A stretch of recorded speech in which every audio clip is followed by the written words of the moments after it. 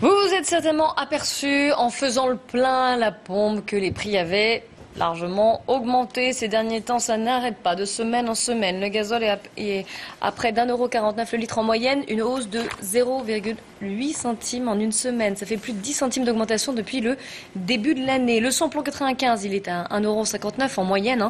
C'est une hausse de près de 1,5 centimes en une semaine et plus 20 d'augmentation donc depuis janvier. Alors en fait, quand on fait son plein de 50 litres, ça fait 10 € de plus. On les sent passer. Gérard Vespierre, bonjour. Vous êtes chercheur associé à la FEMO. C'est la Fondation européenne pour le Moyen-Orient. Vous êtes spécialiste des hydrocarbures. Pourquoi est-ce que les prix flambent comme ça? Qu'est-ce qui se passe? Expliquez-nous. Écoutez, l'important c'est de voir le laps de temps. Effectivement, depuis le début de l'année, où nous avions eu notre cadeau de Noël avec un baril de pétrole à 50 $, maintenant le baril de pétrole est arrivé dans la zone des 70-75. Donc vous vous rendez bien compte qu'une augmentation de 40% du brut depuis le 1er janvier, fait monter les prix au niveau que nous connaissons actuellement.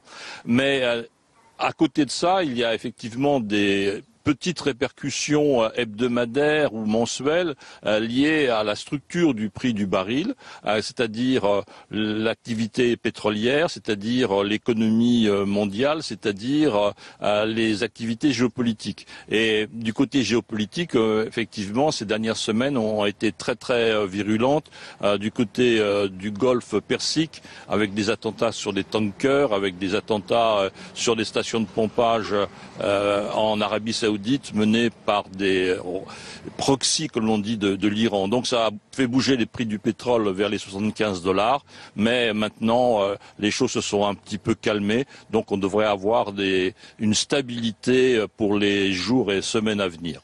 Alors justement, Gérard Vespierre, il va y avoir les grands départs en vacances. On approche des mois de juillet et d'août. Qu'est-ce que vous prévoyez pour les semaines qui viennent? C'est une légère baisse, un tassement puis une baisse?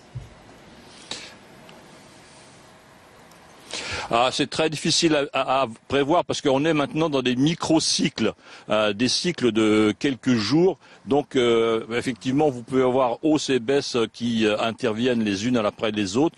Tout va dépendre de la situation au Moyen-Orient. Tout va dépendre, deuxièmement, de la signature ou non des accords entre la Chine et les États-Unis. S'il y a une signature, ça veut dire qu'il y a une économie mondiale qui va repartir dans une bonne direction. Et si les situations au niveau du Golfe Persique se calment, eh bien les prix devraient rester relativement stables, entre 65 et 75 $ le baril. D'accord, merci beaucoup. On vérifiera effectivement tout ça. Merci Gérard Vespierre et merci à Sandrine Baccaro pour ce duplex.